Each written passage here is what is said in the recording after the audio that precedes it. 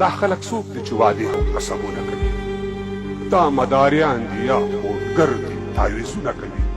دا د دې ملک سیاستمدار او ایماندار خلک دي، تعلیم یافته او پرمختللي ډېر هوښیار خلک دي، قانون پوهان او دین پوهان او قانون خلک دي، همدا اشراف د دې ملک متدین خلک دي.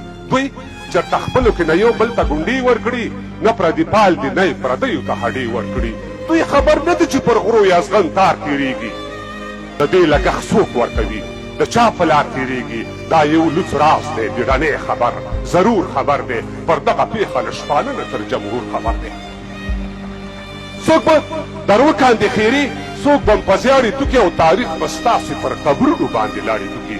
ما ډاروئ ما، زه پوهېږم چې خطر به وخورم، خو ما سر خوړلي سر خوړلی دی چې سر به وخورم. خو دا سر په دومره اطاعت او ډیپلوماسۍ نه ارځي، دا ژوند په دومره سرټټۍ او چاپلوسۍ نه ارځي. نو د رزمک کوږک ترنک که د اټک یم، زه پردي وو زه له خپل پښتون نه سپک یم، زه د ورک پښتانه غږ یې ملاورک یم. تر کومه ځایه استاز، تر کومه ځایه چې خوري دې د قانون منګلې، تر هغې ځای رشوت خوري دې د قانون منګلې. بېګا چاپه محاصره وه پلټنه کوم، یو دې په کار و ودې ووژل پوښتنه کوم، په څه دې ووژلم دا تپوس له چا نه وکړم، له امریکا حکومت طالب که یې له ځانه وکړم. اوس هغه کونډو وږو بورو ته ډوډۍ پکار ده، هغه بدبختو ته ډیوه پکار کېږدی پکار ده. له واړو نه کېږي د خیر تمه بېغمه اوسئ، که راویښ نه شوئ نو د بل عذاب په تمه اوسئ. اوس که ونه ځلېدې ستوری د تاریخ نه شي، وده ولسه بیا به هېڅکله راویښ نه شي. او دا سوداګر دي، سوداګان دي د سړیو په سر، دا سرابان دي پیر او پلور که د چوکیو په سر. واه د تاریخ قرضدارو، خوره مو په چا خرڅه کړه، اوبه مو چاله ورکړې، واوره مو په چا خرڅه کړه. که زهر نه وي شیشې وخورئ، ځان کې نور واچوئ، دا ګیرې کلې کوي او دا پټکې په اور واچوئ. داسې خلکو ته ورپاتې له بابک یم، زه پردي وو زه له خپل پښتون نه سپک یم، زه د ورک پښتانه غږ یې ملاورک یم.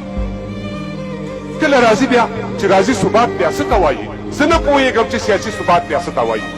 د سړک منځ کې د چارواکو دیوالونه ګورئ، له بل طرفه د هېواد تنګ سړکونه ګورئ، له پنجرې اوبه خواړه خوري بند مرغان دي که نه؟ دا سیاست او سیاستوال سیاسي قایدیان دي که نه؟ بیا د جیبوات کمیسون دا املونه کې تېر شول که نه؟ پر وکیلانو د ننګوال دردونه تېر شول که نه؟ څه نه وي څه زاړه وږي لیوان په سره کښېني، راوځي د لستوڼو پټ ماران په سره کښېني. یو د ټولنو رئیسان دومره ډېر شوي دي چې بل تنظیمي دکانداران دومره ډېر شوي دي چې دا شورا مشر، خوراک مشر، د چرګانو مشر، دا تنظیم مشر، لیوه مشر، د لیوانو مشر. دا تا په ما او ما په بل چا پسې تړلی دی ځان، دلته هر چا په یو چا پسې تړلی دی ځان. حیران پاتې زه دې خلکو ته حق پاک یم، زه پردي وو زه له خپل پښتون نه سپک یم، زه د ورک پښتانه غږ یې ملاورک یم.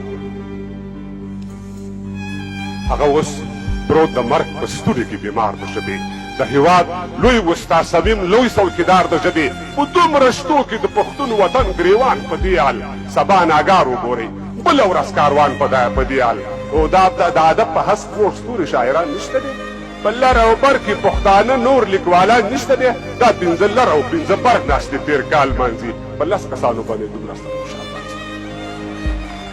د سیمینار پرېکړې تر اوسه لا مربوس پاتې دي، د باچا خان هډوکي بر د خوشحال کوس پاتې دي. دا سیاسي مسلماني هم ښه اسانه کار دی، او د بل په جیب باندې ځواني هم ښه اسانه کار دی. د کوز راغلي هر لیکوال تر مخ د کاڼو دیوال، بر د رافي روحي لیوال تر مخ د کاڼې دیوال. موږ غریب یو، خو بیا د خپلې لارې مله نه وهو، د دربار پاته هډوکو باندې خوله نه وهو.